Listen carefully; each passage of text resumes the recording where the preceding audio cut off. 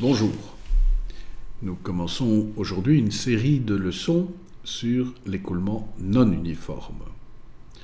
Nous avions vu un modèle, le modèle de l'écoulement uniforme, mais bien entendu, dans la réalité, ce modèle répond à certaines conditions qui ne sont pas toujours rencontrées.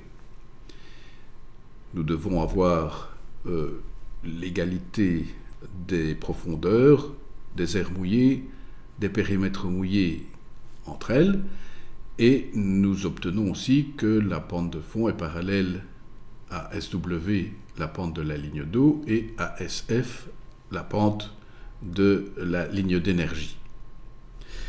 Dans la réalité, nous allons souvent nous trouver avec des conditions qui sont différentes.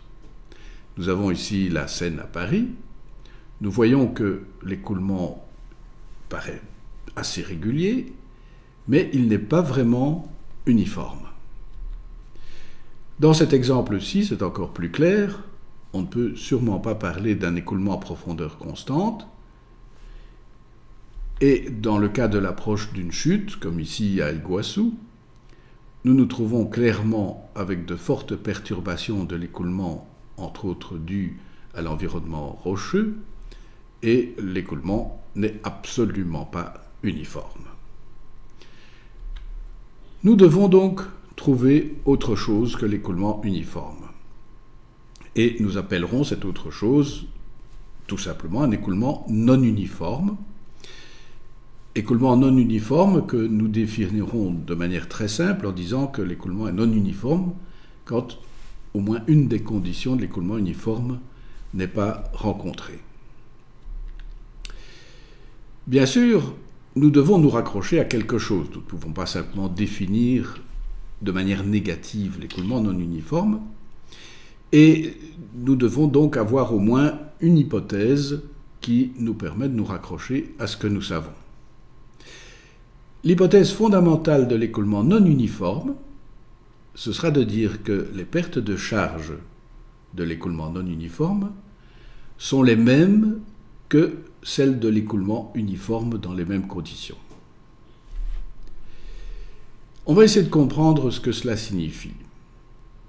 Nous avons ici un rappel de ce qu'est l'écoulement uniforme. Nous avons l'équation du débit, fonction de A et de R, et de la pente de fond, et de la rugosité. Et nous pouvons retourner cette équation en mettant en évidence la pente de fond S0. Donc S0 égale Q carré N carré sur A carré R 4 tiers, A et R étant calculés pour la profondeur uniforme. Nous savons que dans le cas d'un écoulement uniforme, S0 et SF ont la même valeur, et donc nous pouvons écrire exactement la même équation en remplaçant S0 par SF, et nous avons là l'expression de S0 et de SF en écoulement uniforme. Que se passe-t-il maintenant si l'écoulement n'est pas uniforme? Nous avons ici un tableau. À gauche, la situation en cas d'écoulement uniforme, ce que nous venons de rappeler, et à droite, la situation en cas d'écoulement non uniforme.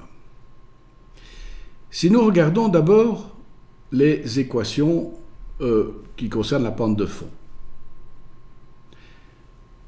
elles sont les mêmes, à gauche et à droite, mais la différence c'est que à gauche, AU et RU sont fonction de HU qui est la profondeur uniforme, celle qui règne réellement, tandis qu'à droite, AU et RU sont fonction d'une profondeur uniforme HU qui n'est pas celle qui règne réellement, c'est une profondeur fictive, c'est celle qui régnerait si nous avions un écoulement uniforme.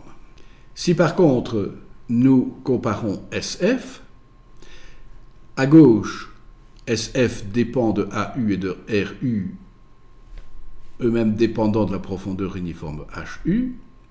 À droite, SF s'écrit de la même manière, mais cette fois-ci en fonction de A et de R qui dépendent de H, la profondeur qui règne réellement. Et donc, c'est la même équation, à gauche, à droite, SF, d'un côté fonction de HU qui règne réellement, à droite, fonction de h, qui est la profondeur réelle. On peut déduire quelque chose d'intéressant de cette expression. Donc supposons ici qu'on a un écoulement non uniforme, et nous supposons que h est supérieur à HU. Dans ces conditions, si nous écrivons l'équation de l'écoulement uniforme, correspondant à HU en vert, et l'équation de l'écoulement non uniforme SF en rouge, dépendant de H, comparons maintenant les équations vertes et rouges, et puisque H est plus grand que HU, ça veut dire que le dénominateur de SF est plus grand que le dénominateur de S0, et nous aurons que SF est plus petit que S0. Donc la perte de charge par unité de longueur est plus petite que la pente de fond. Si par contre la profondeur H est plus petite que la profondeur uniforme, H plus petit que HU, tout s'inverse, et cette fois-ci, SF devient plus grand que S0. Ça veut dire en résumant que nous obtenons le tableau suivant. Si H est égal à la profondeur uniforme, SF est égal à S0. Ce n'est pas une surprise, c'est la définition même de l'écoulement uniforme. Si par contre H est plus grand que HU, SF est plus petit que S0. Et si H est plus petit que HU, SF sera plus grand que S0.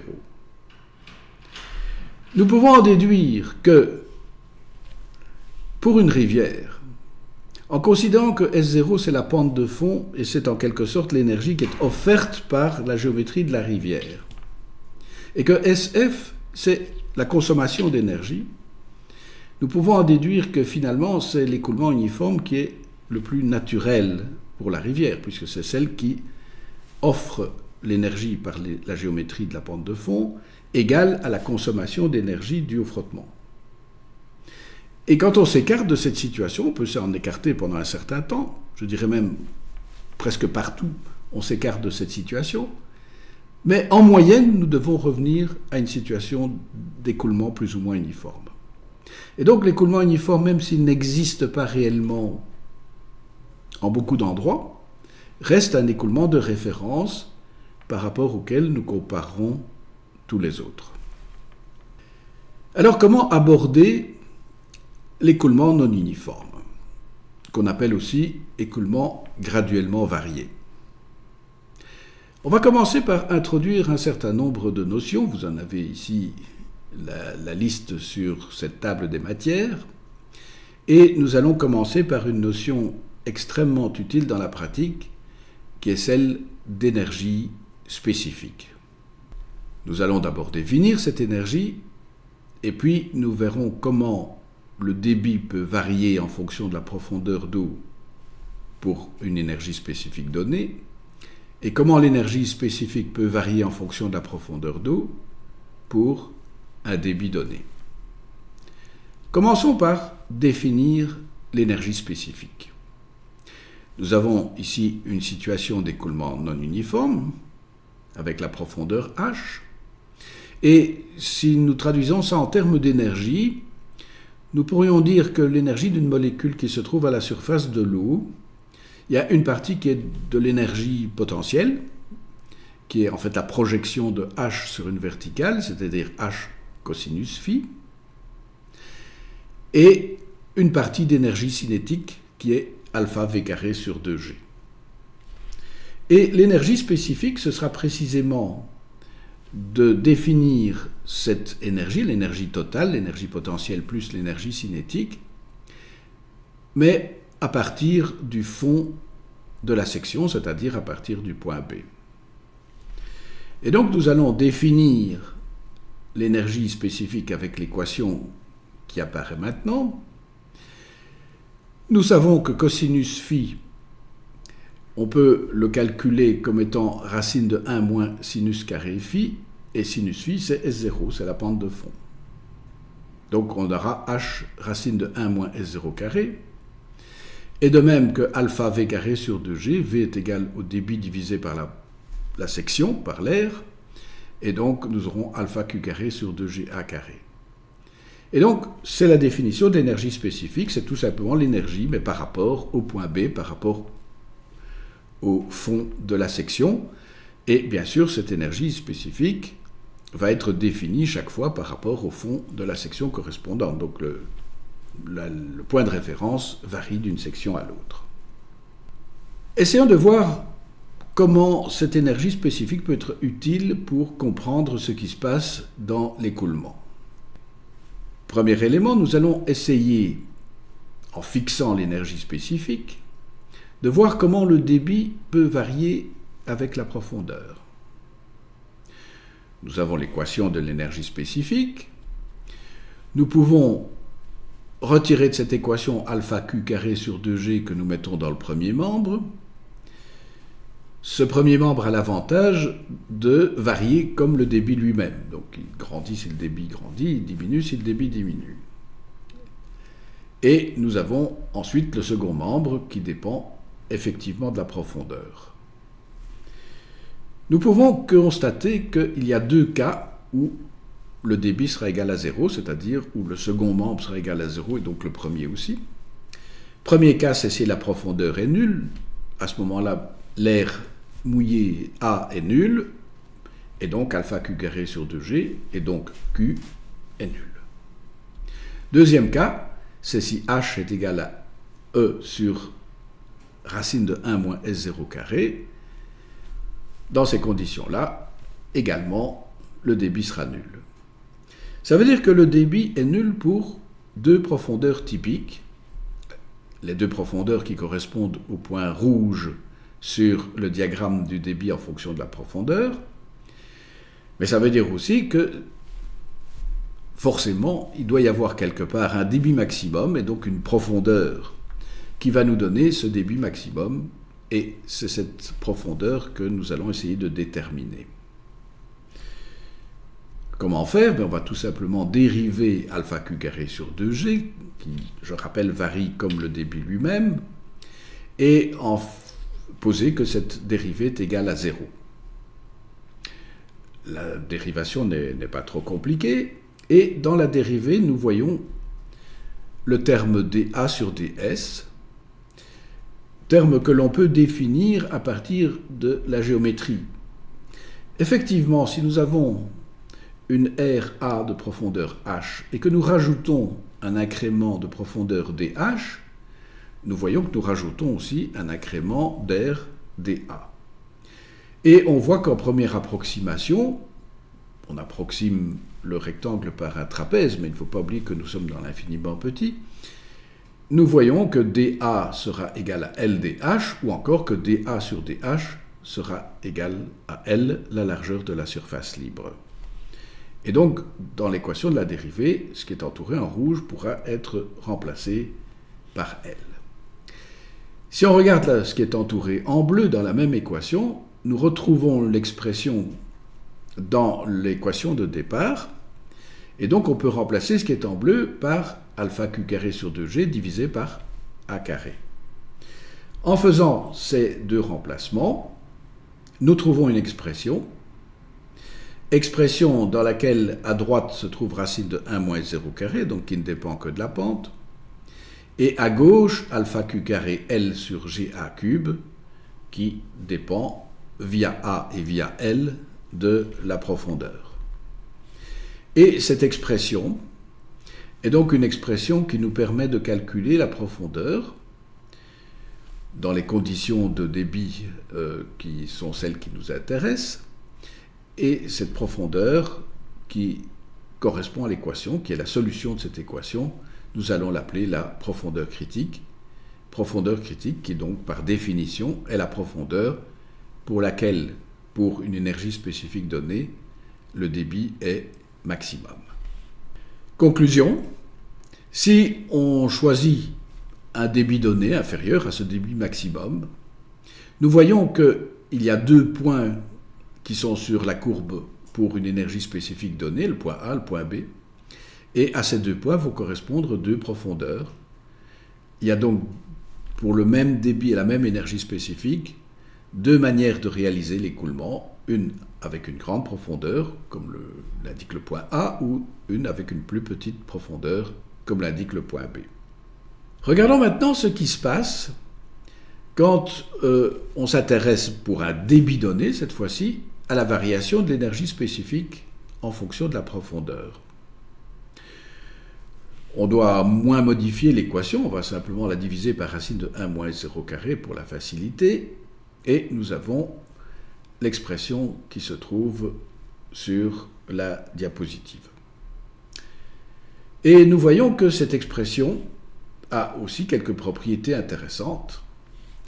Si la profondeur h tend vers 0, l'air mouillé A tend vers 0 également, et donc ça veut dire que E sur racine de 1 moins S0 carré tend vers l'infini. Et de même, si on a H qui tend vers l'infini, le second membre tend vers l'infini, et E sur racine de 1 moins 0 carré tend également vers l'infini, mais il tend vers l'infini en devenant égal progressivement à H. Cela veut dire que la courbe E sur racine de 1 moins 0 carré fonction de H connaît deux asymptotes. Une asymptote qui est l'axe des ordonnées, et une autre asymptote, E sur racine de 1 moins S0 carré qui tend vers H, une autre asymptote qui est une droite à 45 degrés. C'est pour avoir cette droite à 45 degrés qu'on a d'ailleurs divisé par racine de 1 moins S0 carré. Deux asymptotes, et donc entre les deux, une énergie spécifique minimum, et, point d'interrogation, quelle est la profondeur qui va nous permettre d'avoir l'énergie spécifique minimum pour un débit donné? On va tout simplement dériver l'expression, dire que cette dérivée va être égale à 0. Dans la dérivée, qui est une dérivée classique, nous retrouvons le fameux dA sur dH, dont nous avions vu qu'il était égal à la largeur de la surface libre. Et si on réorganise l'équation correctement, on retrouve l'expression alpha q carré L sur GA cube est égal à racine de 1 moins S0 carré. C'est exactement la même expression que celle du débit maximum pour une énergie spécifique donnée. Et donc, la profondeur qui est solution de cette expression sera de nouveau la profondeur critique. Et donc, nous avons cette profondeur critique qui est le minimum de l'énergie spécifique, mais ça veut dire de nouveau que si on a une énergie spécifique qui est supérieure à cette énergie spécifique minimum, nous aurons deux points qui correspondent à cette situation. De nouveau, le point A, le point B, et nous voyons que le point A correspond à HA assez petit et VA carré sur 2G grand. Donc, écoulement de faible profondeur mais à grande vitesse, alors que le point B, c'est le contraire, c'est HB qui est grand et c'est alpha VB carré sur 2G qui est petit. Donc, écoulement à plus grande profondeur mais à vitesse moindre. Et nous verrons que ces deux types d'écoulement sont importants, peuvent coexister, doivent être définis. Résumons ce que nous avons vu lors de cette leçon. On a défini l'énergie spécifique, et en définissant l'énergie spécifique, nous nous sommes aperçus qu'il existait un débit maximum pour une énergie spécifique donnée et que cette énergie spécifique maximum se produisait pour une profondeur HC, la profondeur critique. Et de même, on a vu que nous obtenions une énergie spécifique minimum pour un débit donné et que cette énergie spécifique minimum correspondait à la même profondeur critique. Cette notion de profondeur critique et de régime critique, c'est ce que nous allons approfondir lors de la prochaine leçon. À bientôt.